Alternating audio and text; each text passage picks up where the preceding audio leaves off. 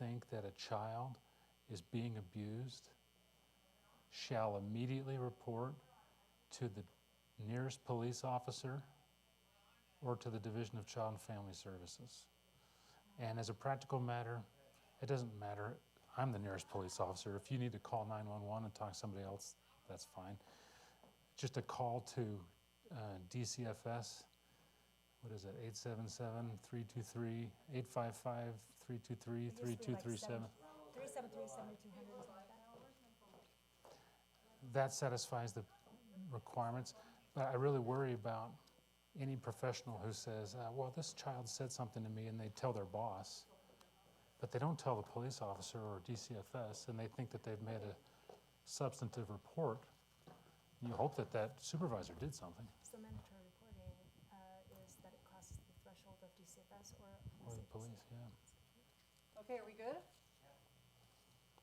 Just consider that our test run. Hi, can you hear me? Am I live? Anyone? Can you hear her? Testing. I don't really hear myself. No, I do. We can hear you. Oh, I should have.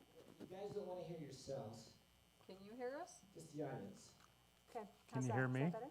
Are you pretty good? Okay. Let's do that one more time. Hello? Hello. Howdy, howdy. Did she say she can hear it? Yeah. Okay, we're right here. So this is the channel we're streaming off of. Cool. Awesome. Okay, We are so ready to roll. tell me where to go. Okay. Yeah? We're live? Yeah, we're live, so go All ahead. right, cool. Hi, I'm Rachelle Call, and where am I looking? Straight ahead? We're all looking straight ahead? Yeah. My name's Rachelle Call, and I'm here with Sergeant Taylor from Provo Police Department, and That's right. Angela Krois, right? Krois. Krois, yes. And we're here to talk about sexual abuse, sexual violence in Utah County, what to do about it. We just want to have that discussion. It's something that comes up so much in my conversations with people just throughout the day, throughout my weeks. You would just be shocked to know the amounts of people that do come, and as women we talk and you just hear things and you want to do something about it. So we felt like having a community meeting would be a really good idea so that we could start this synergy in our community with professionals, with agencies, so that we're all on the same page. And that's the reason for this meeting tonight. So I'm going to turn the time over to Sergeant Taylor. He's going to say a little bit about himself, your background, and then Angela, if you do the same thing as well. Okay. I'm Brian Taylor. I'm a sergeant at the Provo Police Department. I've been policing for about 13 years. During that time, I've worked as a patrol officer and eventually as a special victims detective. I did that for all of 2009, 10, 11, and 12, and now I supervise the high-speed world of school resource officers in Provo, and I'm a public information person for the department. It's not the pointy end of the spear, but it's great work. Awesome. Thank you. Angela.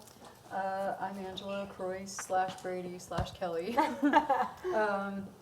Let's see, who am I? I've done community work for the last couple of years, and now I've done a lot for Operation Underground Railroad, and I'm now want to start helping in my local community. So. Yeah, local community, that's really important to all of us because you've got to bloom where you're planted. And this is where we're planted right now. And so we're going to get the conversation. A little bit about myself. I do have history with DCFS, social worker there for a number of years, Wasatch Mental Health as well. So I do have a history with social work. I'm an educator now, so I have switched over, finishing my master's in special education. So I'm in the schools now, which is, again, just social work in a different building, in my opinion. I don't know. So here we go. I've got some questions, and we just want to inform. We're here to inform and to have a conversation and not to point fingers and place blame, because honestly, just talking to Sergeant Taylor in the last 20 minutes, I have gained so much information and knowledge that I'm so glad I didn't go off in this direction, which is how powerful it is to communicate with people and to have that understanding so that we're, again, on the same page. So as far as our Utah County sexual violence issue, which really covers sexual abuse, sexual assault, all those different things. Go ahead and give me your, well, not your bottom line, because it's so dynamic, but what we were talking about, some of those things. Well, this is a community like many others in the country where there are decent families. The average people in this community are decent, hardworking, and they go to work and they love their families and they respect and take care of them. But we have abuse issues here like we have anywhere. And the message that we want to put out is that there is hope and support and service for anybody who needs it, anybody who will come forward and ask for it. The police department stands ready to provide that support. And I just want to interrupt. I should have said it a minute ago. I just want to thank Sergeant Taylor for being here. I've been able to work a little bit with Chief King, and I'm grateful for all that Provo Police Department does. Provo so thank Police you. Department is awesome. Yeah, they're awesome. I worked with them with Wasatch Mental Health. I noticed how kind they were to all of my clients. They didn't run in and just make assumptions, and to me that's good training, and knowing what to do and what not to do, and that's what we're hoping to help other people do as far as mandatory reporting, so we'll cover that. But one thing I really want to talk about, which I thought was interesting, I brought a number to Sergeant Taylor tonight, basically saying, listen, we've got a certain dynamic here in Utah County where we've got about 6,300 clergy members, if you count, bishops and all these different things. And then that's not counting your non-denominational pastors. We have this high level of religiosity here. And then we have these statistics that are terrible for domestic violence, child abuse, child sex abuse, all these different things. And to me, it was just a discrepancy that I'm interested in. And I'm interested in talking about.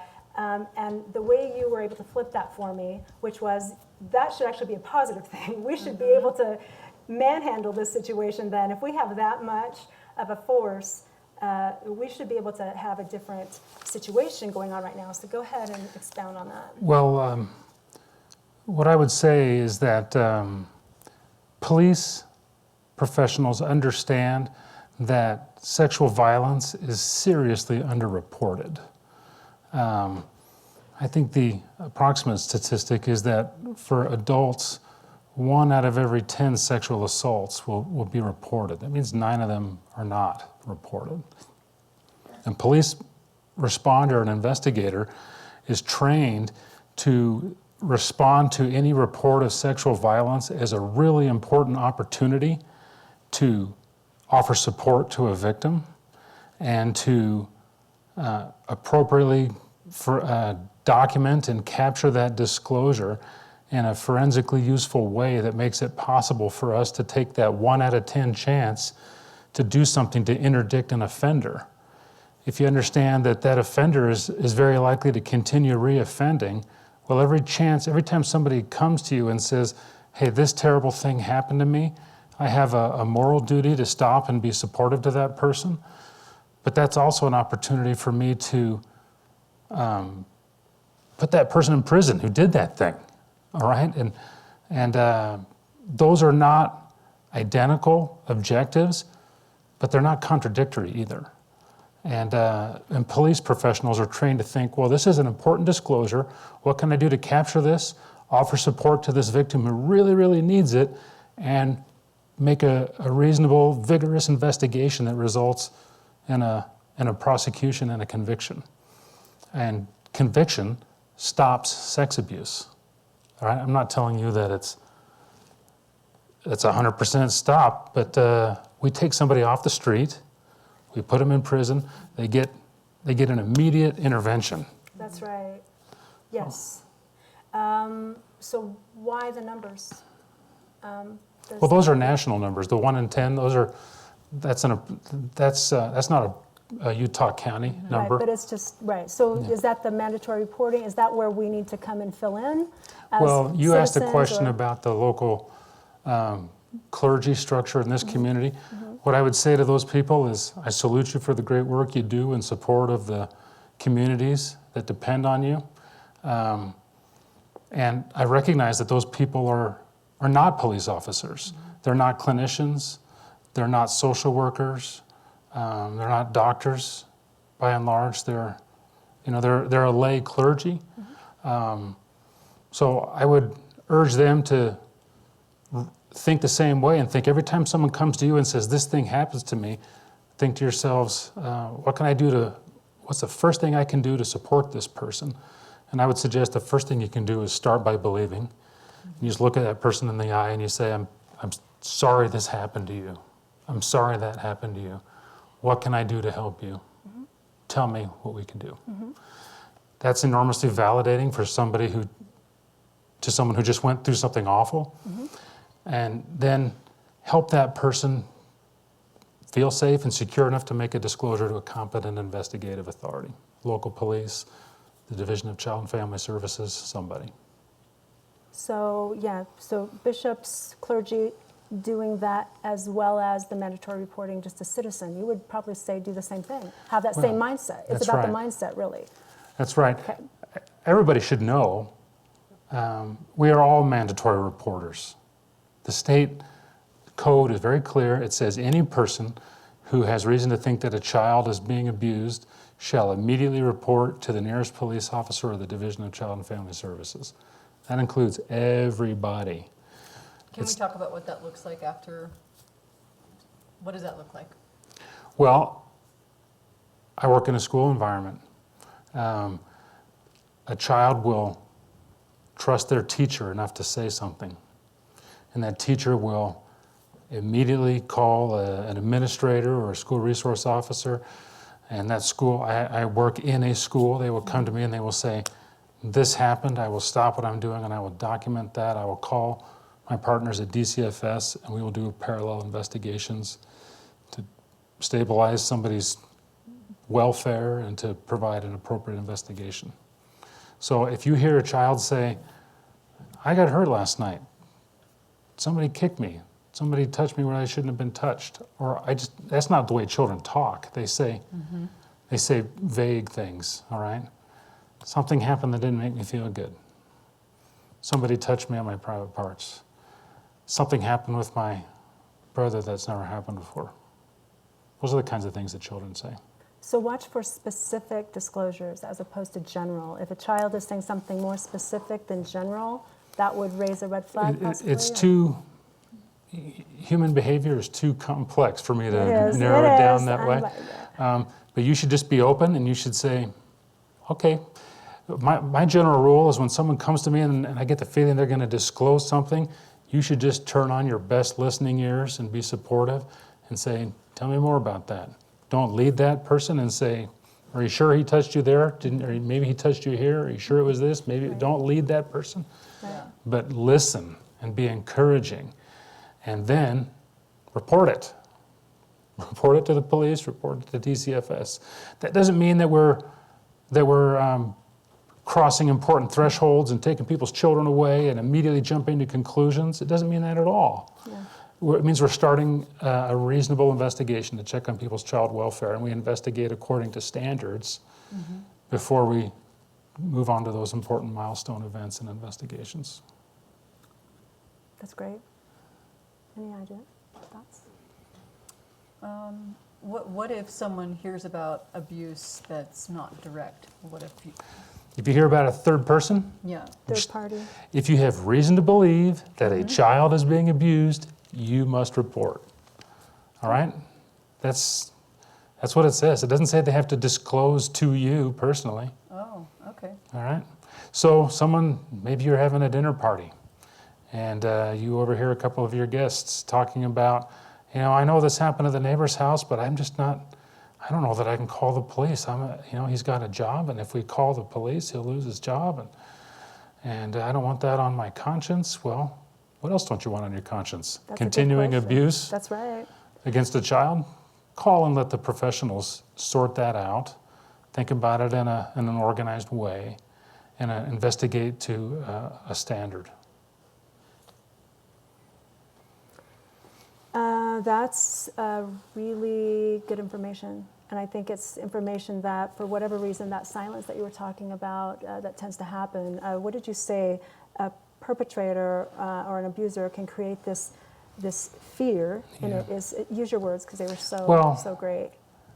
This is not me talking. These are well understood dynamics of victimology and victim behavior, but a sex offender will use whatever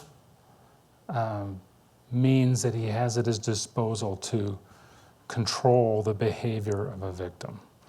And if that victim is a juvenile, that offender will, in order to gain sexual access to that person, he will say, "I will kill you if you tell anybody. No one will believe you if you tell anybody. Your parents will be so ashamed if they find out what you did. You will be so embarrassed. I will put this on Facebook." And there's just 100 different permutations of that kind of manipulation. All of that is designed to allow an offender to get access and to delay or prevent a disclosure by that child. And that puts that child in a terrible, terrible bind where they are not only exploited, physically exploited in the moment, but where they are continuously trapped in a little private cell of suffering for a long time afterwards, where they cannot go out and get appropriate help because they're terrified of getting help. Well, help is available, and it's a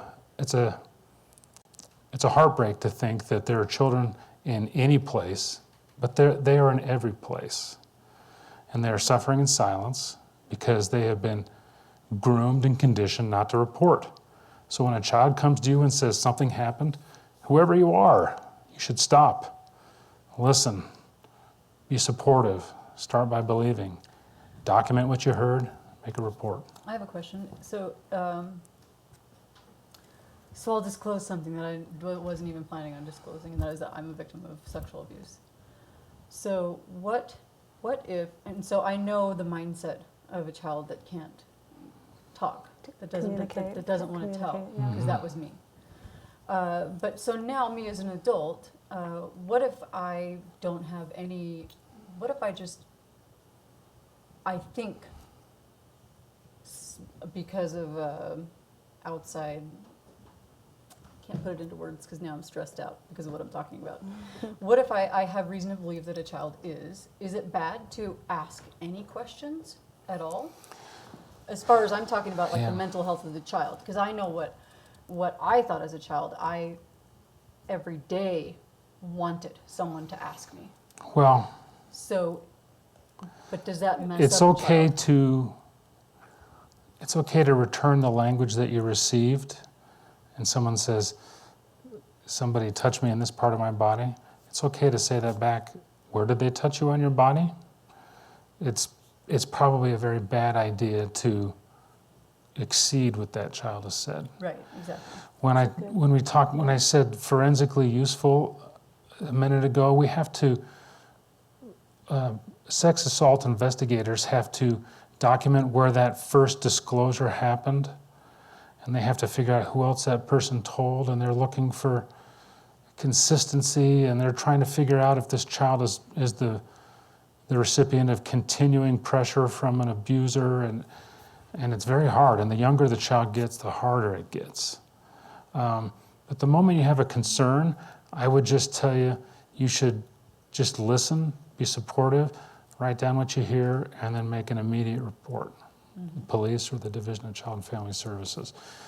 We all want to, by the way, that includes me. I don't, even though I have been the Special Victims Detective, I'm not that now. Mm-hmm. And so I respect that, and I do exactly what I'm telling you to do. I listen and I document everything that they are saying, and then I turn it over to the right person. Mm-hmm. If we try and get ahead of that process, I don't want to be that person. You can end up leading that child and coloring the disclosure. And what does that mean exactly? It means that we're suggesting answers to a victim that they might not have said themselves. And then if we get into a court situation, it makes prosecution very difficult when attorneys figure out that child isn't talking about something that actually happened, but they're talking about a conversation that they had with somebody. All right? You understand what I'm saying? I understand what you're saying. I do. There's a big difference. At the same time, maybe a child doesn't know how to put it into words. Well, that's what we have. We have a great Children's Justice Center here where professionals at DCFS and at the Utah County Children's Justice Center and and forensically trained detectives go and interview children according to a forensic protocol so that they can certify in court that they didn't ask leading questions, that they introduced topics according to a research-based method that produces good disclosures. So it's a very careful bit of training and process that they go through to support these interviews. You don't want to be that person. No, I don't want to be that person. So deliver, basically get it to the right people. And the mandatory reporting it's not really effective or in effect until it's crossed the threshold of DCFS, the police department, local police department. Can they go to CJC or Children's Justice Center right off the bat? The Children's Justice Center just exists to facilitate those interviews and some follow-up therapies that are offered to victims and families. They're not investigators. Okay. If you went there, they would say, thank you for coming here. Let me have you sit in this room while I call DCFS Wait or for the just a police. Yeah, Right. okay, good to know. So Yeah. 2 agencies. They're in your great, they're community. wonderful, and they are absolute partners in the Yep. campaign for children's justice. Yep. But they're not the investigators. They facilitate learning. They do forensic medical exams. Okay. And they have wonderful support groups for families and children of child victims. That's awesome. That's such good They're just information. about the best people in the world, is what Yeah, I'm and I trying to agree, say. because I know a lot of them, they're great people. One other thing, who's responsible for the prevention of abuse? Well, if you call the police and ask them to give a public safety presentation and say, what can we do to stop bicycle theft? The police are going to tell you to put a lock on your bike. And what can we do to stop auto burglary? They're going to tell you not to leave valuables in your car. The problem is, if I come in and I start talking about prevention for sexual assault, it's improper for me to put it on victims. Responsibility for prevention of sexual abuse belongs with abusers. People who commit sexual abuse against children, people who sexually abuse and rape women, those people are responsible for stopping I it. like you even more I than know, I right? did. Because I'm like, woo! I already liked you a lot. They, Right. they, I know, right? they're just that's outside the bounds. They need to stop. And I'm willing to understand that group of people need help, all right? But the first thing they need to do is realize that everybody else in society figured out a safe, socially approved method for meeting their biological needs, and they can too with help. That's actually a really good statement, because it's not that you're shaming people into conforming. It's sort of like, well, look around. Is anyone else doing that? They're not. And I say that to my 7-year-old. What is everyone else doing? Just kind of fit in if you can. But I think to say that is perfectly acceptable. Yeah, we And have, caring actually to the individual. We are still a society with limits, and that's one of them. And we Yeah. don't apologize for that. Yeah. I know we have it's an age of unprecedented individual liberty, Yeah. but that doesn't extend to anybody's body but your own without clear consent. That's great. Great. Boy, that's a soundbite. That's a clip. Yeah. All on its own. Okay, and then we talked about victim advocacy, and talked to me about treatment and recovery for people who have been through all this and who are going through it. I know I'm a survivor of domestic violence, and I spoke at an event about a year ago, and they wanted my bio before I came, and I just kept thinking, I'm not a survivor. I did everything while surviving. It's not one or the other. You're living life. This is all happening. And to try and paint it as though there's this magic point where it all stops, it's just this ongoing getting better process. And so talk to me about that, because we have families who have ongoing abuse right now, and they're trying to get in recovery. They have perpetrators in the home right now trying to get in recovery. What would that look like? Well, I think as a police person in the blue polyester suit, I need to be really cautious about my limits. And it would be an overstatement to say that the police are going to step in and return everything to the way it was the day before this thing happened. Yeah. That's not happens. it's not what happens. All right. So the police can come in and stabilize something that's happening right now, and then they can sort out offenders from victims and apply reasonable investigative steps and make referrals and all of that good stuff. But that leaves someone who was traumatized, and sometimes in some of these categories of crime that we're discussing tonight, severely traumatized. in need of support. And police officers are not trained to do that over the long haul. That officer who helped you last night might have given great service, but tomorrow night he's helping somebody else. So we have at the department where I work, a really excellent team of trained victim advocates who are trained and assigned to offer support to victims of domestic violence, sexual abuse, child abuse, and they offer appropriate referrals for therapeutic intervention. They offer really solid support during court processes. For a domestic violence victim, the court system can be really daunting, and if that victim's voice is not heard in the process, the court system can notionally punish an offender, but if that victim is the one who has a job, maybe she's the one who ends up paying the fine. She was victimized, and the husband goes to jail, and now she's out an income, and she's paying the fine, and a skilled victim advocate can step in and help the court understand what interventions are appropriate. And that's not to say that it's a perfect system, because it's not. We have a system that's heavily weighted to providing a high degree of protection for the accused, and that's our constitutional system, and we work within it. And it has limitations. Which is what? Innocent Yeah, until everyone is presumed innocent until proven guilty. Yeah. It's a heavy lift, all right? Yeah. And I'm not criticizing that. That's a good thing. That provides a stable system where people like me in uniform are not unduly interfering with people's rights until certain thresholds of evidence are met. You wouldn't want to live in a culture where police could just put people in steel cages for suspicion of crime. Well, maybe. I'm totally kidding. Don't put that. Maybe just for a little bit. Yeah, I think that there's... We're serious about people's rights, Yeah. but we're also serious about providing good service to victims of crime. Yeah. And our victim advocates are the ones who really make that possible. Okay, so we need more, we need to steer people towards victim advocates. That's right. And also say that if you are in the system, if you are in a situation right now where there is abuse going on, stability and get it to stop. Whatever's happening right now, it's just focus on stopping and getting stability.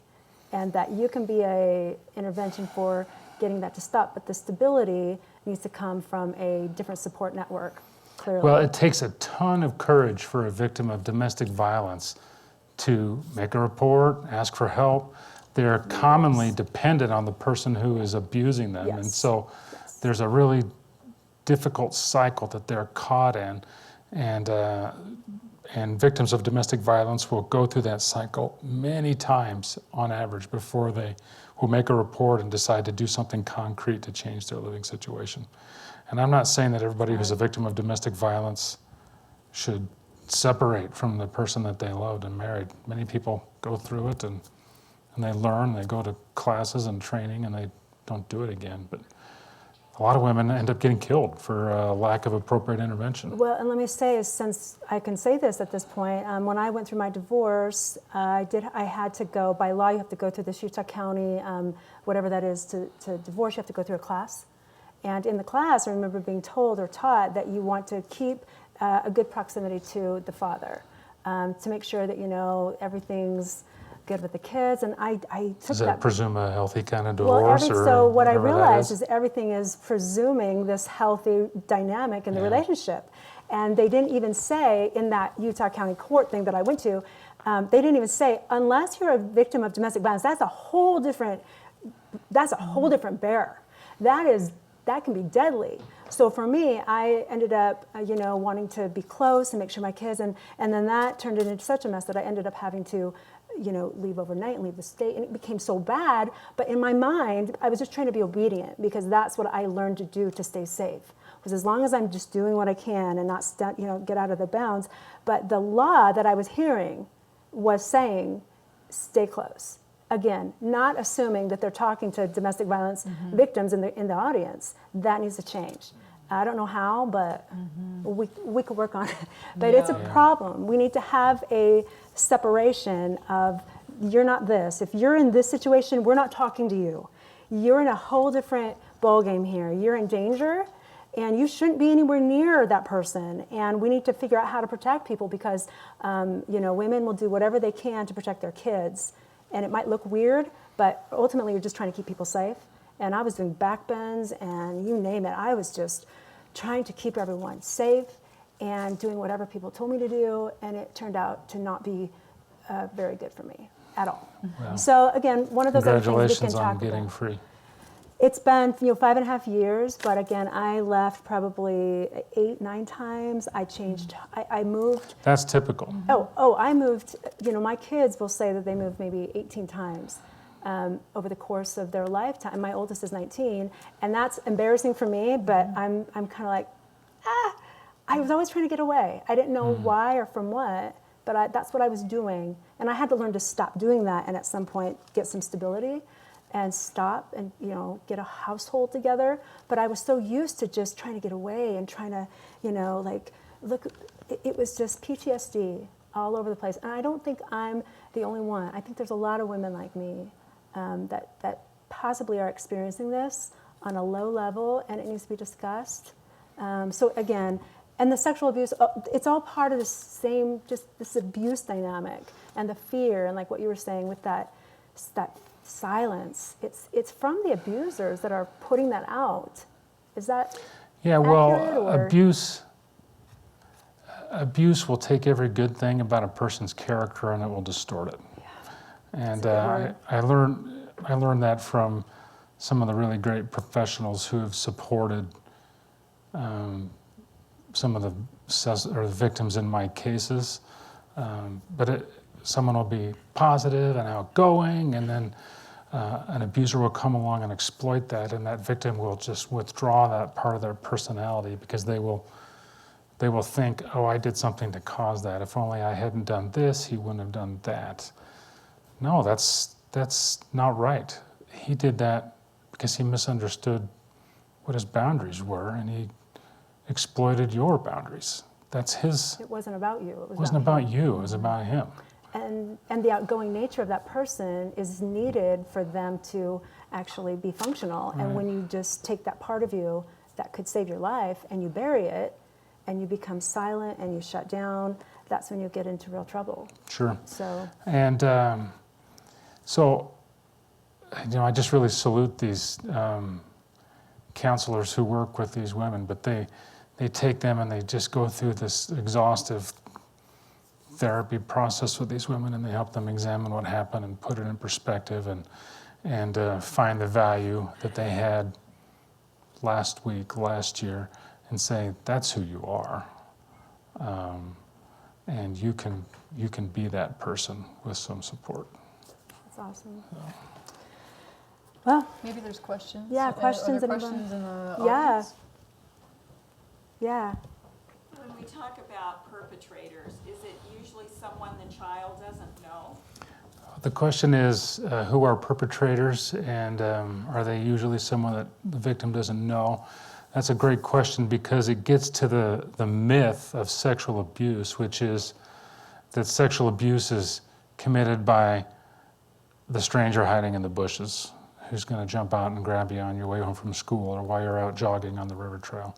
And those things happen, and I've investigated both of those things. But that is the vast minority of cases.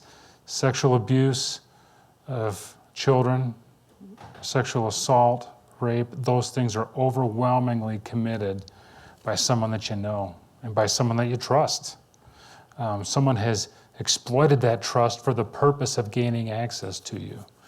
And so the truth is that someone in your family or extended family or your sphere of friends who has just exploited that access. Do you have a question? Me? Yeah. What if this is like a consistent thing that's happening with an uncle who has done things to multiple nieces, but they were so young at the time, like parents were saying that that didn't happen, you're lying. And Yeah. then some of them were so scared they didn't come out until after they were married and moved out of state. And still to this day, they are afraid to come forward because they are fear of what this man Yeah. can do to them. Yep, that is I hear the pain in the question, and I appreciate the question. And I wish that I had a really great answer, but I've dealt with these cases before where a child has disclosed something, and then you'll get that one child into an interview setting, and that person will say, this happened to me, and this happened, and it happened to my sister, and it happened to my brother, and families will go into a protective lockdown mode, and there will be some denial, and no, that's not happening, stop talking to our kids, that didn't happen. And I've seen that. I've seen abuse perpetuated for lack of victim cooperation. And lack of victim cooperation happens when children are young and they can't talk, or they're unwilling to talk, or young adults don't want to talk, or people are not prepared to talk. Or the family lockdown. Yeah, or the family lockdown mode.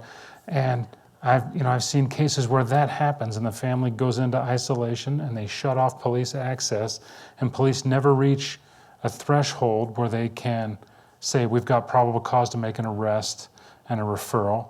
And so the case dies and the victim and the abuse continues. How do you wake the case back up? Yeah, in the cases that I'm familiar with, something happens. They had an interaction with the police. They went into protective mode, but they learned something. And then when the abuse continues, they think, this got to stop. And the sad thing is, it's good when somebody comes in and says, we're ready to talk now. But in the meantime, there's been years of perpetuating abuse. Yeah. So I would say to any family in that situation, what do you really want for your children? I know the people in the situation that I'm thinking about, they love their children. They want the best for them. They were afraid to do reasonable things. Does that mean they really wanted the best for them? I'm not It means trying to be mean to you. It means they were just they were not appropriately processing, in my opinion. And so information matters. They got information, and they had an interaction with the police. They went home, and in this case, 2 years later, they came back after that lesson had percolated for a while, and they said, we're ready, and things happened. I would rather that people took a lesson from events like this one tonight, and they realized that the police are going to be supportive and respectful, but they're going to investigate according to some reasonable standards, gather evidence where they can, and they're going to connect people with resources while they do it, because we want for your children what you want. We want them to be safe, happy, healthy members of a really great community. And this is a great community. It I have is. can I interrupt just while I'm thinking? So, and maybe we already hit on this, and maybe my brain is just going in so many different directions that I forgot. But so let's say it goes to the level of there is abuse, okay? So it's confirmed. So then what does that look like to the family? It's the father. Let's just pretend it's the father. Is the father taken out of the home? Does he go to jail? Because If we're talking about sexual abuse, Yes, police don't say things like abuse is confirmed. We have standards that are explained in constitutional law and case law. And the Fourth Amendment says that we don't commit searches and seizures on people except based upon probable cause. And an arrest is a seizure. And so before I put handcuffs on somebody, I have to have probable cause to do that, right? Mm-hmm. So someone will come and they will give me an allegation or a disclosure related to abuse, and I will begin investigating, and I will look at the whole body of evidence, and I will say, I've got a disclosure that makes me reasonably suspicious. That's a reasonable basis to start an investigation. What do I have to have before I can get from reasonable suspicion to probable cause? Maybe the answer is some kind of independent confirmation or some evidence, biological evidence, video evidence. So it can't just be the person's word? Well, it may be, if that is sufficiently compelling and detailed. Commonly, though, it requires some other element. And so I have to investigate carefully. And investigators, and let me just tell you right now, I'm not going to tell you every tool in the investigator's toolkit. Well, just give me one toolkit. example. Yeah, just one example. Well, they'll do an interview with the suspect, and they will confront that suspect. All right, and so they will do an interrogation. Right? People have rights. Interrogations are conducted according to law, but we will interrogate and we'll see. Because I think people are afraid, because obviously people aren't talking for a reason, and probably a lot of it is because they don't know what's going to happen. Is my family going to be completely torn apart? Is the uncle or the father, whoever's committing the abuse, going to be taken to jail? Then there's no income from that person, and the person never sees their father. You know what I mean? Like there's those are all real fears. Right. Yeah. So And I can't minimize those fears. Yep. And I can't say that they're not legitimate. So I have to respect that victims are coming from a real place of vulnerability, a kind of vulnerability that is imposed on them by the abuse, but also just by the nature of investigation and the criminal justice system. If I take dad out of the house and he's the breadwinner, right. that's a hole that we've created in that family structure. Yes, that's true. And I don't have a handy answer to that. Yeah.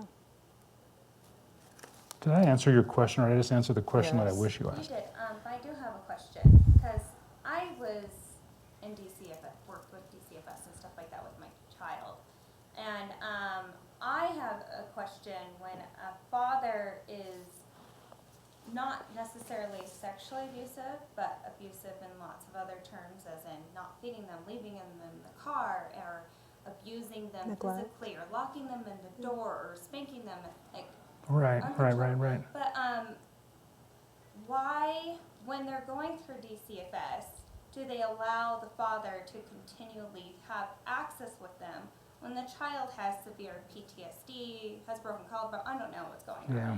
But they allow them to see them continually, and then once they go and they're past DCFS, they're allowed to have, Was there a conviction for physical abuse somewhere in that process? yes, there was. The answer is the law makes taking children away from parents, that's an extremely heavy lift under the law. All right, the state is very reluctant to terminate anybody's parental rights except under the most extreme circumstances. And so that's a matter for you to take up with the legislature. But the courts seem to not do too much about it. It's kind of like, well, he went through the process of anger management, domestic violence. Those are all the intermediate kinds of things that the courts try to do because they're not allowed to take children away except under the most extreme circumstances. And that's a discussion that the legislature had in the state. I think that law was recalibrated maybe 9 or 10 years ago. It comes up every now and then. So it's sort of like what we're talking about with this Utah County thing when I went and they said, do this, as far as a divorce situation, but they weren't talking about domestic violence. It sounds like the legislature is not, whatever standard they've set for most extreme, the bar might Maybe need to it go needs to- higher. Because we Yeah. have a society where things are just up leveling. We've got a higher rate of all this stuff happening. So for us to rely on this law or this baseline, this standard that's been created back in 1980, whatever that was, things have changed. And so we need to get either a standard that is shifting to reflect what's actually occurring right now with all the numbers and all the overwhelm. It is changing. And you're right, it is legislature, but that's one of those long, drawn out processes, and maybe someone doesn't survive the wait. Do you know the problem, as I see it, is that we're really good at changing what we do after a crisis. Yes. Um, So we I wait till someone's I was a really case hurt. officer on a really terrible sexual assault that happened on the river trail in 2010, and there was an issue about whether we could compel the suspect in that rape incident to submit to STD testing, screening, so that the victim could have some assurance that she wasn't exposed to STDs.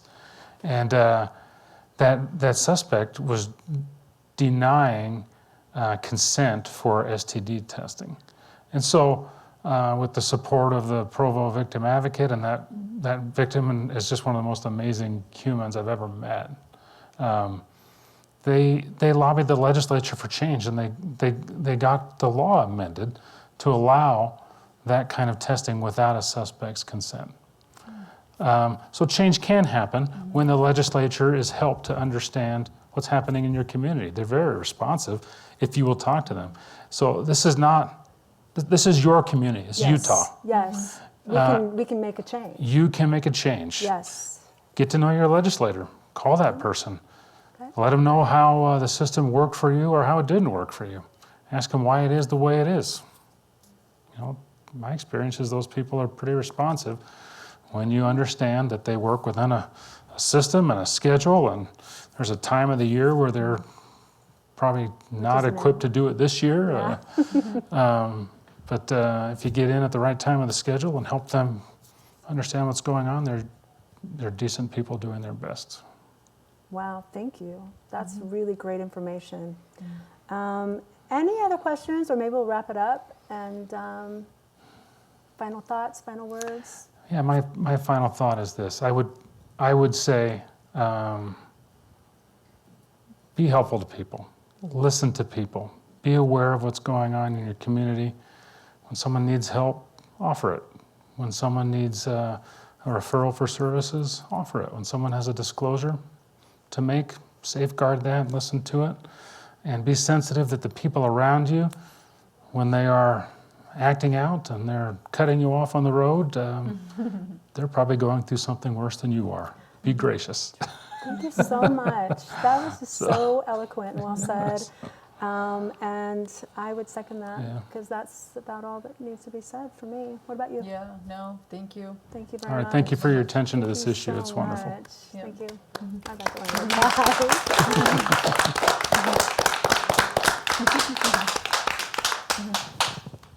Who says it? right. That's a wrap. That's a wrap. We're done. Now we know what to do, legislature. Yeah. We're going to have to. We'll have to do I that. hope that fit the bill. That's exactly. Yeah. Wow, that Oh, was yeah, incredibly totally. packed. Just